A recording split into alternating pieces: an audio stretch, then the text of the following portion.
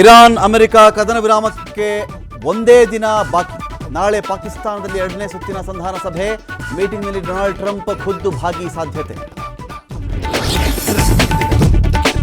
America Iran ಮಾತುಕತೆಗೆ ನಿಲ್ಲದ ಜಟಾಪಟಿ. ಪರಮಾಣು ಶಸ್ತ್ರಾಸ್ತ್ರ ನಿಲ್ಲಿಸಬೇಕೆಂದು ಅಮೆರಿಕ ಪಟ್ಟು. ಹೋರ್ಮುಜ್ ದಿಗ್ಬಂಧನ ತೆರವಿಗೆ ಇರಾನ್ ಆಗ್ರಹ.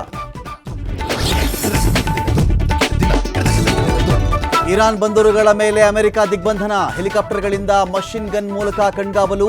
ಸರಕು ಹಡಗಿಗೆ ಎಚ್ಚರಿಕೆ ನೀಡುವ ವಿಡಿಯೋ ರಿಲೀಸ್. ರಾಜ್ಯ ಕಾಂಗ್ರೆಸ್ನಲ್ಲಿ ತಣ್ಣಗಾಗದ ದಾವಣಗೆರೆ ಕಿಚ್ಚು. ಹೈಕಮಾಂಡ್ಗೆ ಮುಸ್ಲಿಂ ಸಂಘಟನೆಗಳ ಪತ್ರ. ಯಾರು ಹಾಗೆ ಸಾಧಿಸ್ತಾ ಇಲ್ಲ ಎಂದ ಡಿಸಿಎಂ ಡಿಕೆಶಿ.